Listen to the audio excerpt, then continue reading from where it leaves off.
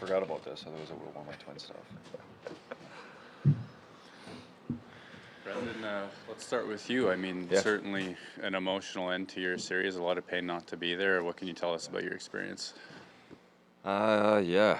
I think as most guys will tell you, it sucks watching games, especially playoff games, and was hopeful to be able to try and come back for game 6 or 7. I think I'm getting the stitches out on Monday, so would have been right around that game 7 time where it was kind of the thing of trying to avoid any infection or anything like that. But all things considered, I think I got really lucky with it. It's this super weird play that I've had fights and scrums in my career where, you go down to the ice and never hope or think that'll happen. I don't even think I've really seen it happen much for other guys, but long term I'll be okay. And frustratingly, I wasn't able to play in games 4 and 5. The video is hard to parse through. It's tough to see through the crowd of bodies. What happened? I'm not great with blood, to be honest, so I haven't even watched it back. I've gotten more than enough, my buddies, whether it's on Twitter or, of course I got to see it when they were stitching me up and stuff like that in the room. But it was just, I don't know, end of the game. I think looking back on it, I'm kind of frustrated with myself with it. But, I think, in playoffs, I think from the physicality standpoint, from the just, never wanting to give up, I think emotionally I was just, you're caught up, your captain goes and has a fight, the shift before, and on the bench, you just want to be part of it. You want to make sure that you're trying to get any sort of momentum you're having back into your corner. And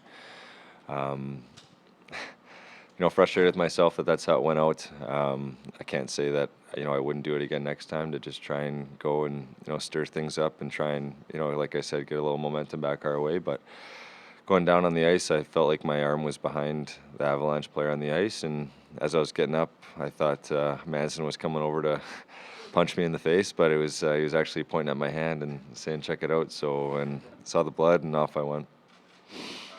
Got to ask, with your contract up at the end of the year, if you've had a chance to think of what your priorities are, what your future has, what you can share about that. Yeah, I think for my personal situation, of course, we had a bunch of guys going into this year that were in the same. I had another guy in our D union that I feel like me and Mel were able to kind of share and ask and question each other every day. And I think the focus, once you realize it's Christmas time and you haven't heard anything, that you're just going to kind of put your head down and try to be the best player, teammate, and part of the Jets as I can. And I was fortunate to have great guys around me every day that were just, you try to keep your mind off of it. I think with the way that I try to play, really every game there's a chance of a broken foot and a blocked shot, or something with your shoulder after a hit or something. And if I'm worried about not getting hurt or something, I'm not going to be playing the game that can help me be the best I can. So I've loved. It's crazy to think it's been 3 years now that I've been here, and I feel like every year we've gotten better and better. I mean, there's a lot of positive this year, as unfortunate as the ending was. We've got an unbelievable group of guys. We have a lot of fun every day. I think that's something that when at the end of my first year, I think those were a lot of the question marks of like, oh, what's the culture like? And it's nice seeing guys like Toff and Monty come in and be like, wow, you got a lot of guys that work hard. You got a lot of guys that are focused. A lot of guys that have fun and get along. It's not cliquey, any of that stuff. So I love coming to the rink every day. I've met a lot of friends in the city, and a lot of guys like this guy beside me that I'll be friends with for life. And I think that's the thing with hockey, is when you build those relationships, you want to be part of it. And I think we've got a good group in there that I'd like to be part of going forward for sure. Neal, lots of talk about missed opportunities for the group. What's it going to take to push forward and make sure you don't miss the next one? Yeah, we got to bear down on the playoffs. This year, great regular season team, and we didn't show in the playoffs. So I think we have to remember this for next year. It's those 5, 6, 7 minute lapses that we had in each of the games that cause the losses. And when you're playing a good team every single night, you have to eliminate those or find a way to minimize those chances that you're giving the other team. So that's something we'll have to take into next year. And Brenden, I know the focus will be on your own group, but how do you kind of bridge the gap between the, whether it's Colorado and Dallas? I know you were right with them during the year, but both those teams seem to have taken a step when the playoffs have arrived.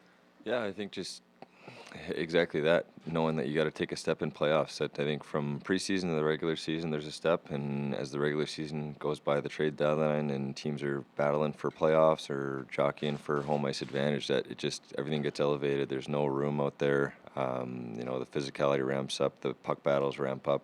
Every special teams opportunity is important, and I think we found that out, unfortunately, the hard way in playoffs. That I looking at game 3 and game 2, we had the lead in those games, and we win those, or we find a way to get a big play. Maybe we're not sitting here having this meeting right now. So just the importance of every shift and how hard it is to win. I mean, I listened to McKinnon talk. They came in really humble as a team. That's what he said, and that's the Stanley Cup champion 2 years ago, and it's best league in the world, and every team that's making playoffs, there's no easy matchups, and we learned from a really good team, I think. Brenden, I'm squeamish too, so I almost hesitate to ask this, but in terms of your hand injury, what did they tell you about, like, it obviously didn't cause any nerve or muscle damage, but did they say that it was close to doing it? I got super lucky, all things considered. No nerve, no long-term damage. Like I said, as soon as I could get the stitches out, I was going to be playing. That was my mindset for it. So looking ahead this year to being a free agent and going forward, like, my wrist will be fine. Once I get into the gym, it'll be all systems go. It's just a matter of letting it heal.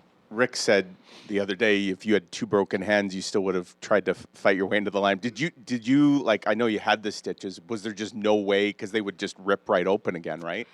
I mean, I couldn't fit my hand in the glove. I exhausted everything possible. I mean, regular season, let alone playoffs, I'm a guy that I don't want to miss games. I don't want to be out for anything. I mean, I think this year might have been the most games I missed, and 3 of them were not my choice. 4 of them weren't my choice, but I think it's something that when you get injured, and with a hand injury, I mean, I think that's the good and bad thing about hockey, is there's nothing you can really, if I feel like if it's just my hand, I'll be fine. I can just use the other one. No, you need both.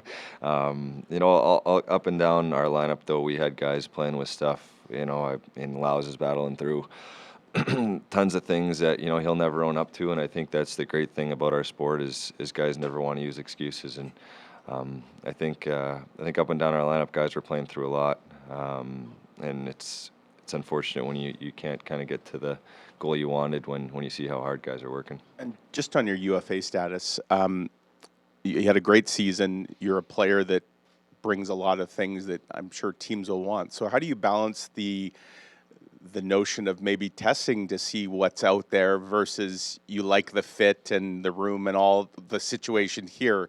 Yeah. So if they come to you in the next 2 months and want to do something, like, is that something you have to balance?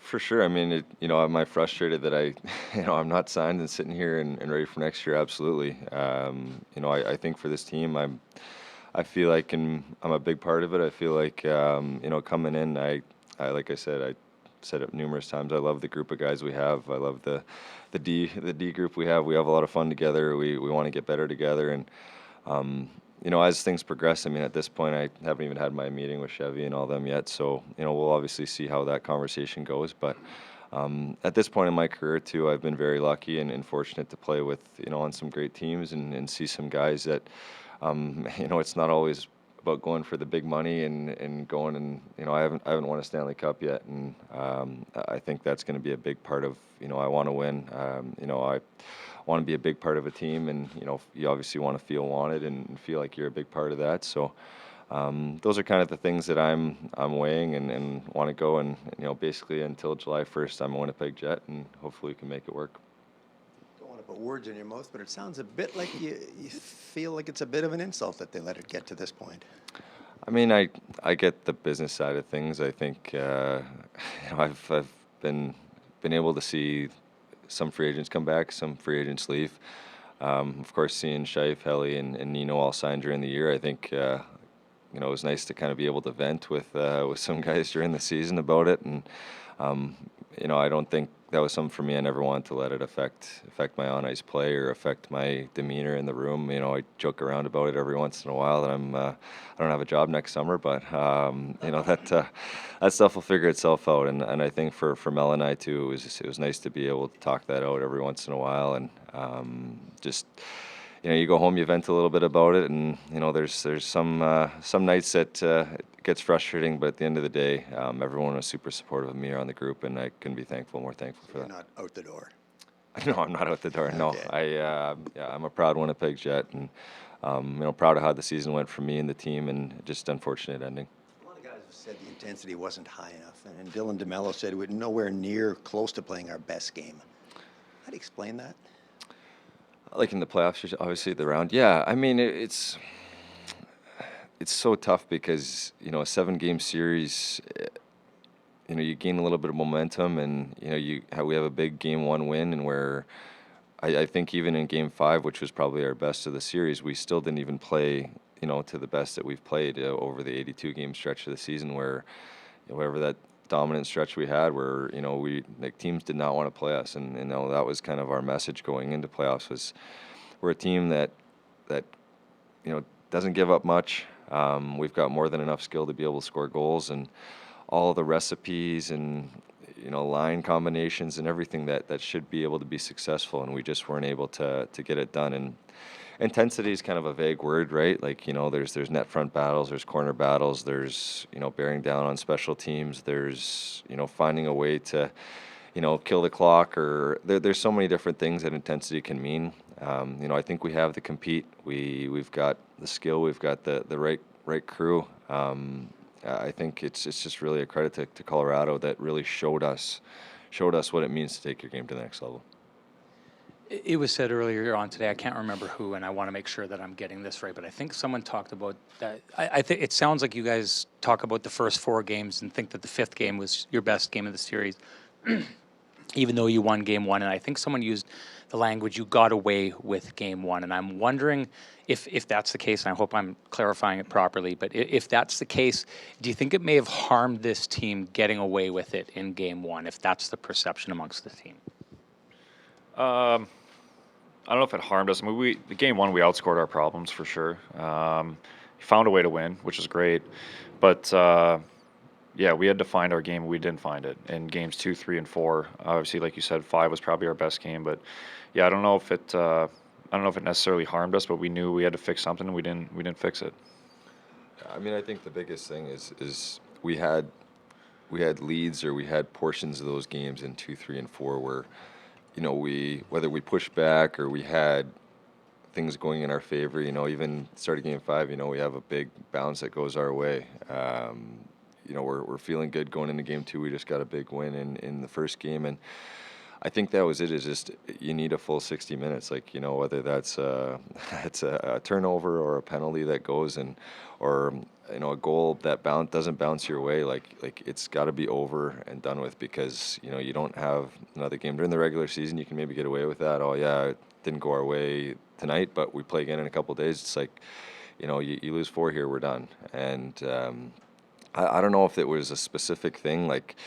You know, I don't think it was, okay, we lost Game 3 or Game 4, we're out of it. Like, the mindset, like, that never felt that way for us, even though, of course, Colorado was playing so well. But we just never got playing, which I think is going to be the thing that should hopefully stay with us for the summer, is that, like, I don't know how much of us are going to watch playoff hockey. I usually take a couple days where I'm pissed off, don't want to watch it, and then I'll start watching, see how teams progress. But you know, Colorado found that next level. You know, all their top players played so well. Their role guys found a way to chip in, and everyone's got to be a big piece of the puzzle.